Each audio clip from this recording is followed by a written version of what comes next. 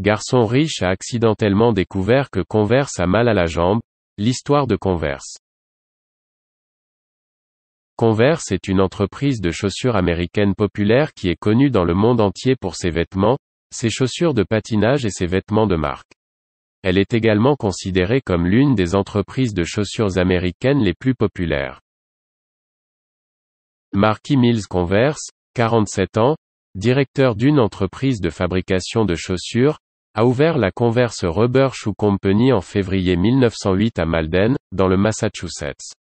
L'entreprise était un fabricant de chaussures en caoutchouc, fournissant des chaussures d'hiver à semelles en caoutchouc pour hommes, femmes et enfants. En 1910, Converse produisait des chaussures quotidiennement, mais ce n'est qu'en 1915 que l'entreprise a commencé à fabriquer des chaussures de sport. L'histoire de Converse a commencé en 1908 lorsque Marky Mills a commencé à fabriquer des chaussures à forte teneur en caoutchouc dans leur construction, et à partir de là, la Converse Rubber Shoe Company a été formée.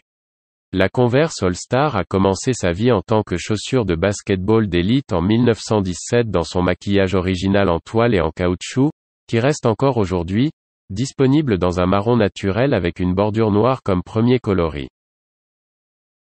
À une époque où les baskets n'étaient pas portées pour les loisirs et leur objectif principal était la fonctionnalité, la All-Star a été conçue pour combler un vide sur le marché causé par la popularité toujours croissante du basketball. Sa construction réfléchie et sa forme adaptée ne ressemblaient à rien d'autre disponible. C'était la première chaussure de basketball produite en série en Amérique du Nord et allait devenir l'une des chaussures les plus emblématiques de l'histoire du sport. Au début, les ventes étaient stables mais rien de révolutionnaire. Entrait Charles H. Taylor ou Chuck Taylor comme il était connu par les masses. Joueur de basketball pour les Akron Firestones, Taylor a rejoint l'équipe de vente Converse en 1921 après avoir découvert la chaussure et constaté l'énorme potentiel de sa conception.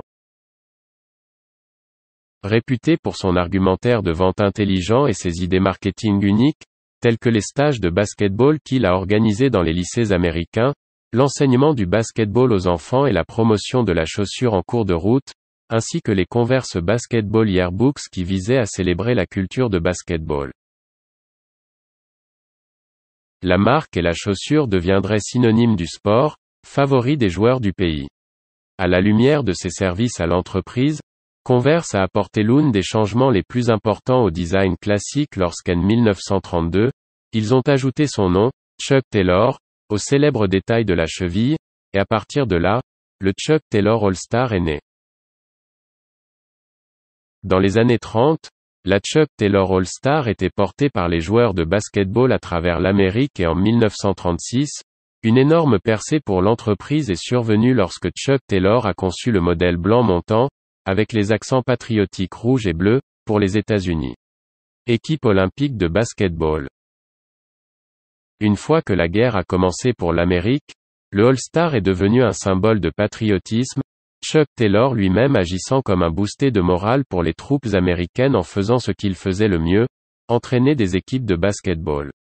Les chaussures montantes blanches étaient portées par les soldats lors des exercices et des entraînements et deviendraient les baskets officielles des forces armées des États-Unis. Les années qui ont suivi la guerre ont vu Converse introduire le coloris noir et blanc de la Chuck Taylor All-Star, un style qui deviendrait un favori pour beaucoup. En 1946, les deux associations rivales de basketball, la Basketball Association of America et la National Basketball League, ont fusionné pour former ce qui est maintenant connu sous le nom de National Basketball Association ou NBA en abrégé. La Converse Chuck Taylor All-Star dans ses variantes blanches et noires est devenue la chaussure incontournable des joueurs professionnels, collégiaux et lycéens. Si vous vouliez prendre le basket au sérieux, vous deviez posséder une paire de Chuck. Surfant sur cette vague de popularité, Converse a décidé de capitaliser en introduisant le Oxford, en 1957, qui était une version discrète du All-Star. L'Oxford était disponible dans une variété d'options de couleurs et est devenu extrêmement populaire auprès de ceux qui recherchent une alternative plus décontractée à la version haut de gamme axée sur le basketball. Converse a continué à dominer l'industrie des chaussures de sport pendant un certain temps. Jusque dans les années 60, Converse était heureux avec 90% de l'industrie des baskets et aucune autre entreprise ou produit n'avait autant d'impact sur le marché américain que la Chuck Taylor All-Star. En 1968, le dévouement et l'engagement de Chuck Taylor envers la promotion du basketball à travers les États ont été récompensés lorsqu'il a été intronisé au Hall of Fame du basketball et nommé ambassadeur du basketball. Un an après avoir reçu ce titre, cependant, Chuck Taylor est malheureusement décédé, ce qui a vu la domination de Converse au sommet commencer à glisser. Alors que des entreprises telles que Nike commençaient à émerger avec de nouvelles technologies et innovations dans les chaussures, le marché du basketball en particulier a vu les athlètes se tourner vers ces conceptions futuristes, améliorant les performances et les privilégier par rapport aux Chuck classiques à semelle plate. Leur disparition dans le monde du sport a cependant apporté des opportunités sur d'autres marchés, car le style simpliste du All-Star a été adopté par de grands noms de l'industrie musicale, en particulier dans le mouvement punk rock. La chaussure est devenue un symbole de rébellion et a également agi comme une alternative pour ceux qui recherchaient un style confortable et décontracté mais n'étaient pas prêts à payer les prix plus élevés pour les styles de performance bourrés de technologie comme Nike. Plutôt que de développer leur gamme et de chercher à se battre avec cette nouvelle vague de marques de vêtements de sport sur le marché des chaussures de performance, les Chuck Taylor All-Stars étaient devenus davantage un style de vie, acheté pour la mode plutôt que pour la fonctionnalité. Converse l'a reconnu et cela a conduit à l'introduction de plusieurs nouveaux coloris, imprimés et motifs pour tous les âges et styles. Le prix accessible et la polyvalence de la All-Star ont vu la chaussure commencer à s'adapter à différentes sous-cultures et genres musicaux dans les années 80 et 90. Avec une énorme influence dans le hip-hop pour certaines des plus grandes stars du rock de la planète enfilant leurs Chucks.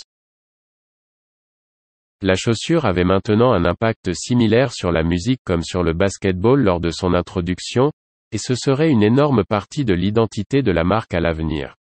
Il représentait différents styles et était accepté par tant de sous-cultures différentes, tout en conservant son aspect immédiatement reconnaissable et sa construction minimale.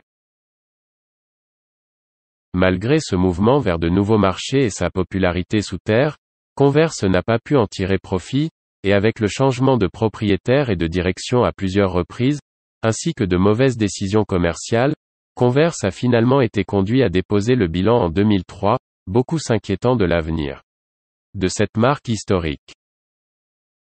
Une chose que vous ne pouvez pas acheter est l'histoire et parfois pour une marque, cela peut être inestimable. Heureusement pour Converse, ils ont l'une des histoires les plus marquantes de toutes les marques de l'industrie de la chaussure.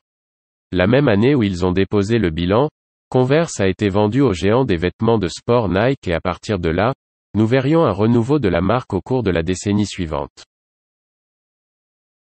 Avec de nouvelles tendances, alternatives, devenant de plus en plus populaires, la montée de la culture pop et la vague de skateurs adoptant le Chuck, Nike et leur équipe marketing intelligente utiliseraient toutes ces choses à leur avantage, jouant sur le riche héritage de l'entreprise et son rôle dans la musique avec plusieurs campagnes créatives. Converse était de retour sur la bonne voie et ces dernières années, les ventes de Chuck Taylor All-Star ont atteint des sommets sans précédent lorsque Nike a annoncé qu'en 2012, ils avaient gagné 450 millions de dollars rien que pour Chuck Taylor, ce qui équivaut à vendre une paire toutes les 43 secondes environ. L'influence de la Chuck Taylor All-Star ne ressemble à aucune autre chaussure. Avec un riche héritage et une silhouette emblématique instantanément reconnaissable, la chaussure peut être portée par n'importe qui et tout le monde, quel que soit votre style. Comme il continue d'être redécouvert à travers diverses tendances, il est aujourd'hui devenu un incontournable pour beaucoup et plus surprenant si vous ne possédez pas une paire de mandrins plutôt que si vous en avez. Une véritable icône de style qui le restera à coup sûr pour les années à venir.